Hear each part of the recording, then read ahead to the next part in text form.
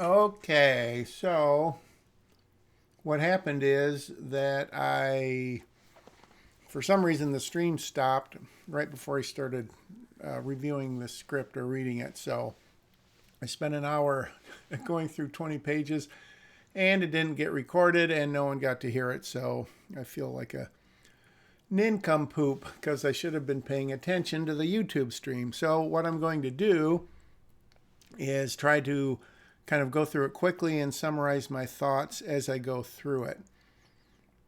Again, I've only read 20 pages, so I don't have an overall impression of the script. But so it looks, small thing, it looks good. It looks like a script. I know that Steve said he uses Final Draft, so that's awesome. All right. It's kind of good that I've gone through this because then I can just sort of comment on it. So a few things I would say. So the dog's name is Raphael, but in the description, he's referred to as the dog or the beast or the animal or something like that. So I would just use one or the other. Either give him a name and call him that, and then just include that here.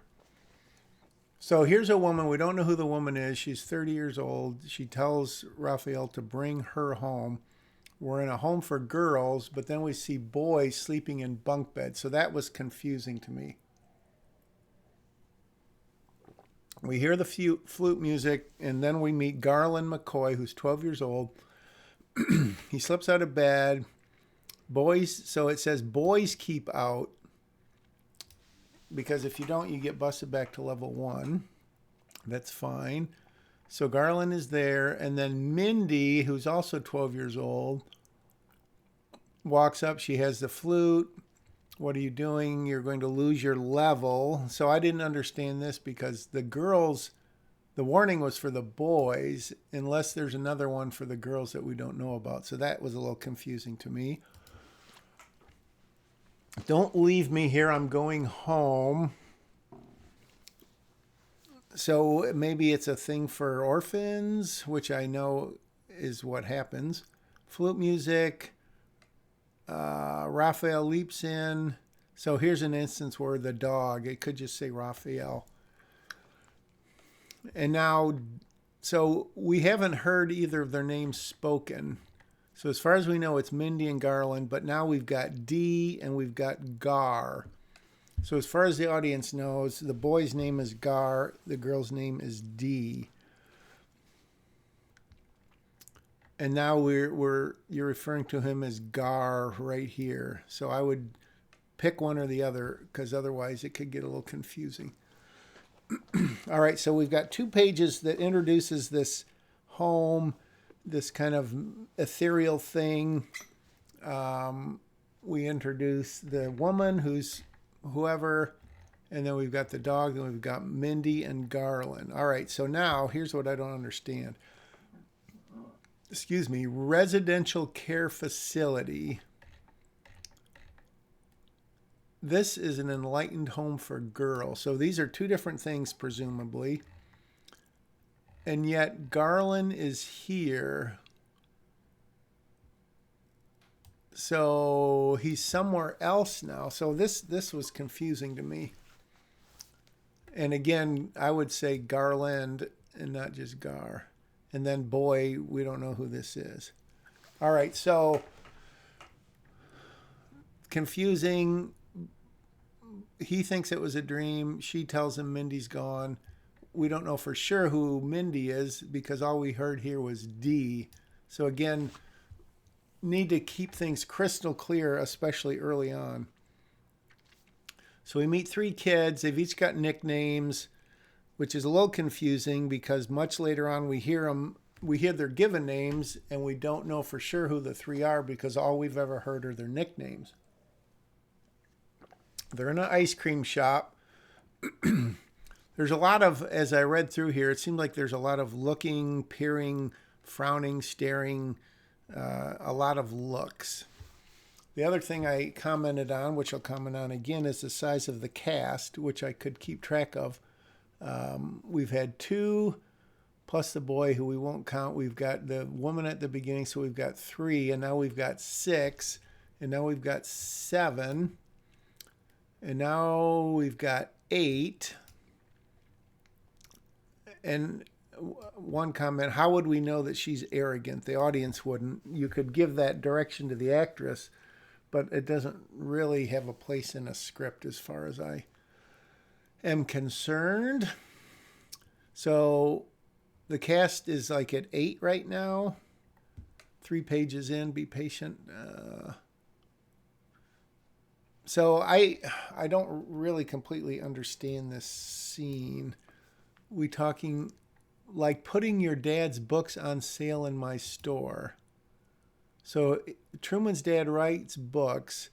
This is an ice cream store, and yet she's got a stack of books that I don't know where she's stacking them on the counter, and I don't know what kind of books they are.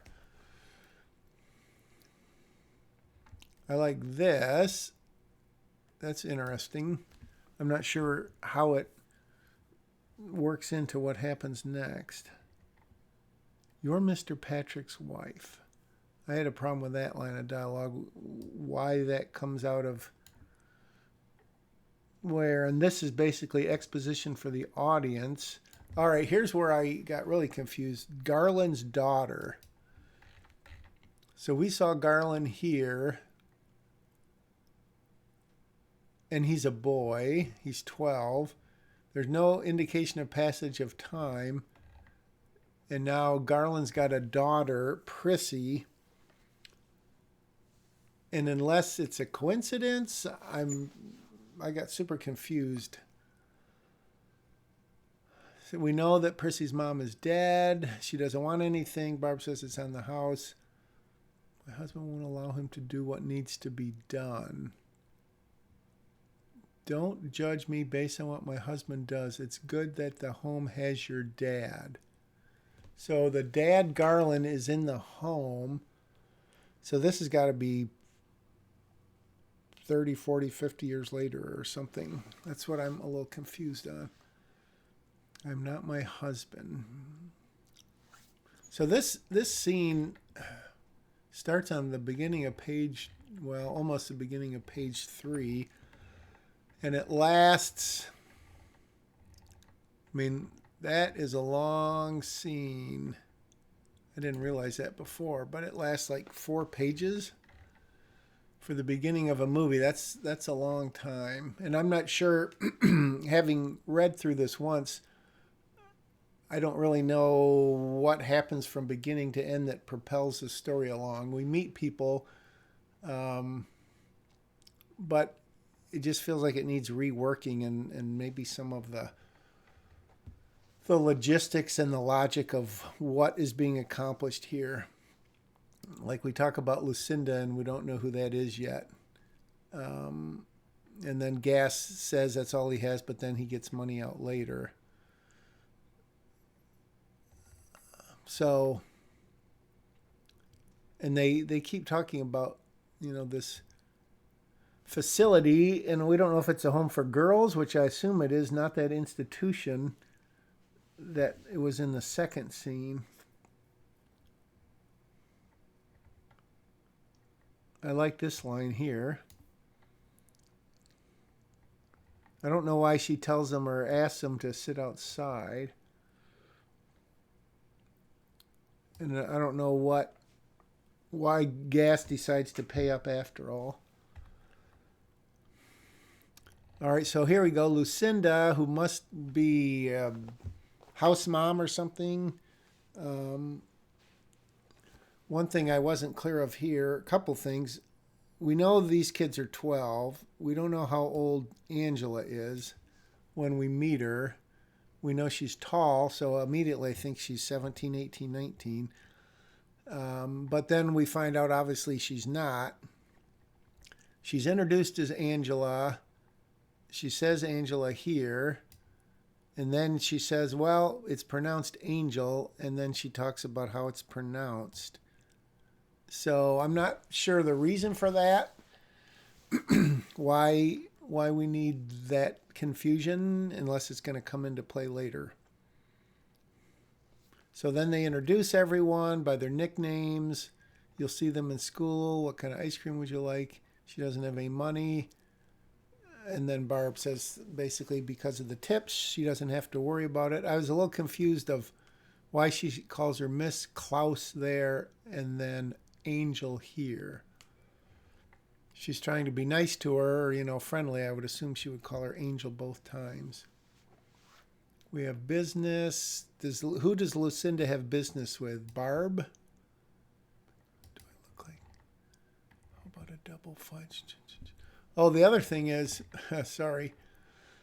Truman, at one point, Truman starts eating some chocolate something here. But inside he had a double strawberry, I believe. But I could have sworn somewhere here he started eating chocolate. Or one of them did. You might check that. Winks at her angel. The rest of the girls' homes come down. Or source is free.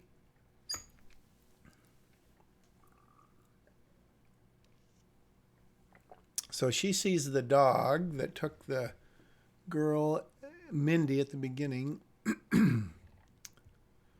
So I don't really understand this interior exterior. It seems to me it starts as an exterior in the woods, and all this action takes place.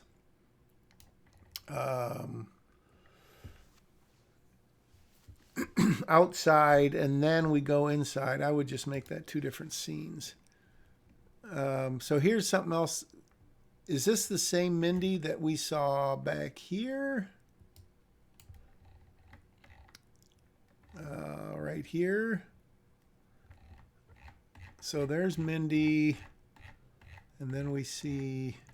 I mean that's quite a long scene, especially because we go outside and we get another 2 pages outside. So it just seems like it's a lot of pages to get going. We're 10 minutes in here. All right, so now here's my question. Welcome, Mindy, back in magic so soon. Is this the same Mindy as before? Is she talking to herself? This was just very confusing. And then here's a separate scene. She goes inside.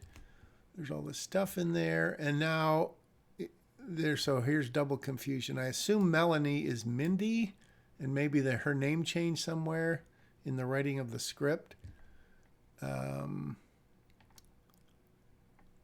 And Raphael, it turns out that he can talk, which is an interesting plot twist.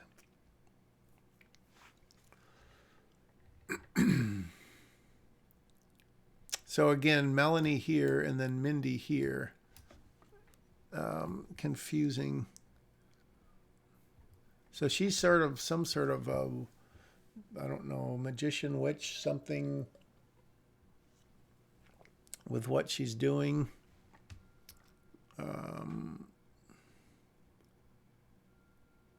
And we're inside and yet hidden behind the trees. A river slips by making gurgling sounds. That's a cool thing, gurgling noise like someone coughing up blood, but I don't know how we would know it's coming from a river. So now we're in the residential care facility at night. No period needed there. Sitting in a chair. So it's a residential care facility, but Angel is there. You have school tomorrow. Time for bed. I'm not sleepy. Something in the woods flutters. So she's playing her flute, and then she goes inside Prissy's house, whose father is Garland, as far as we know, assuming a passage of time. And then she hears a flute music. So now here's Garland, who is her father. So time must have passed, or something really unusual is going on. It's bedtime. I'm not sleepy, which is what she said. That's kind of interesting. Don't stay up too late. She owns cake house and Barb. So did Prissy know Barb beforehand? I believe it when I see it. Why do you think you're the only one who cares about people? I didn't really understand Chrissy's motivation for this line, because her dad was talking about Barb, not people in general, but she's, I guess, making an assumption. And we assume M was Garland's wife. I didn't really, I guess that's what that is. All right, so here's an instance of the first thing we need to know who is visible in the scene. And I would say Truman, Prissy, and Gus or Gas sit at their table. I'm not sure why. I mean, if there's some importance to having the chicken, the tater tots, and the Jell-O with the celery sticks, I'm not sure the importance of that. As I read through the scene, I see she eats them, but can it just be her food? Is there some particular reason for that, maybe?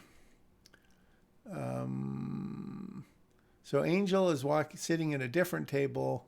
He's shoveling his food in. She's cute, not your type. Maybe I'm your type.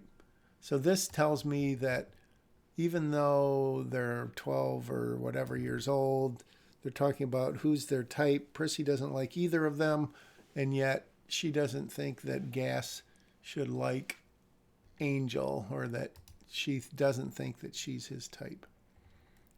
And right here, like, Truman falls silent, and yet he hasn't spoken yet.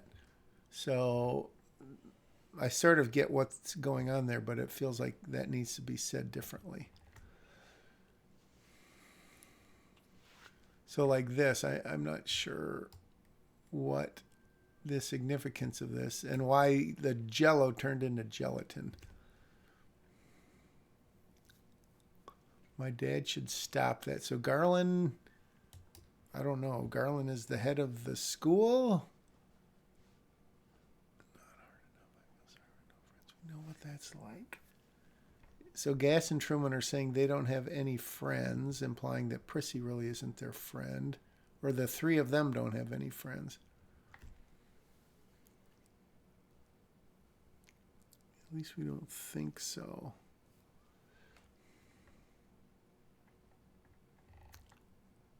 This was a sort of funny exchange. Truman, or is it Gas? And then she says, Gas, or he says, Gas, I'm surprised you remember. So it kind of makes him, which is fine, kind of a pitiful kid who is happy that she remembered him as one of two people. So I'm not sure why it's important that she's, oh, my water's gone, that she is doing that right there.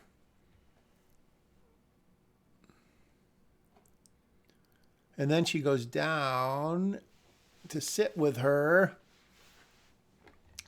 And this was another line that confused me. Social interaction restrictions here.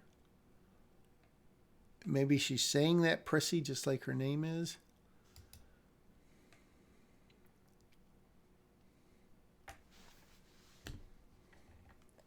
She tries to hide it. She smells maybe. You're only stupid if you ignore people who try to be your friend.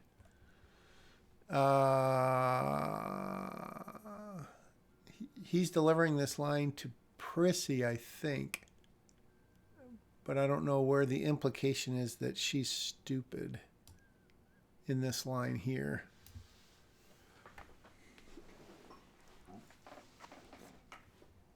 Or why he would, I mean, a girl he knows, but he doesn't know her that well, and he would try to steal her tater tots and then ask if she minds or not. Okay, so we're in the gym, and you have Truman and the other two, instead of, we could just say Truman, Prissy, and Gas, blah, blah, blah, blah. And then he looks at another new person, Molly. She spikes a ball, clearly doesn't, like him. Maybe she's a bully. And then we've got Emma, who we heard the guy say, "I really need you, Em," but we're assuming that they have no, that's just a coincidence. I like this line of hers. I wouldn't do it again. We know who Prissy is, and we don't like her. But again, we're introducing 2 more people, so our cast is growing.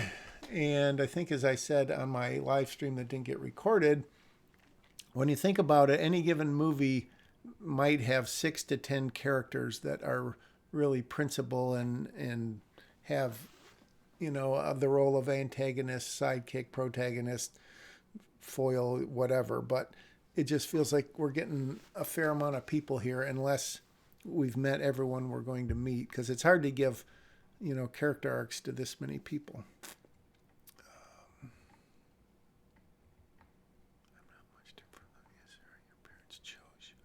Does this mean that Prissy is different because she's adopted? Your parents chose you.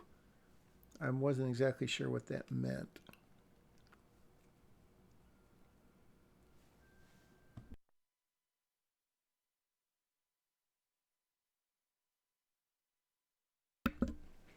And then the coach comes out and we see his name, but then he's just referred to as coach. So unless it's super important, I would just say coach here. They hate volleyball. The 3 of them are going to be on the same team. They think they're going to lose, and we can sit back down. We go through this pronunciation again. I kind of like Molly saying louse. That's funny. But I don't know if there's a quicker way to get through that. She says she can't play. And then Lindsay, so another new person, who I don't know where, I don't think we got introduced to Lindsay anywhere. But she's told she's got to play, so she is going to run laps, and then Angel decides to play after all. Molly's a good server. She hits 3 aces. I'm wondering, not that it matters, but that would have to be a series of super fast jump cuts for it to basically take 2 seconds in the movie. Otherwise, it would take like 30 seconds. So Molly's on the team. Angel takes the ball. She is a really good player. Molly gets burned. She frowns. The coach yells at her. Prissy reaches for it and pulls her. And then Angel's mad at her because she didn't try to hit it. All right, so that's believe it or not, that's what I spent an hour going through on what I thought was the live stream. So I think I'll keep reading it, but generally and overall, I feel like there's a lot of characters. There's confusion as to names, if maybe you changed them as you were writing and they haven't been changed in the script. I'm not sure how Garland is suddenly the father, and if Mindy is the same person. The dog can talk, which is fine. So it's kind of a mystical, magical thing, which is good because that's the name of the script. But I'm not really sure after 20 pages where we're going. Angel, I'm guessing, is sort of the protagonist. I don't know who the antagonist is. I don't think it's Prissy.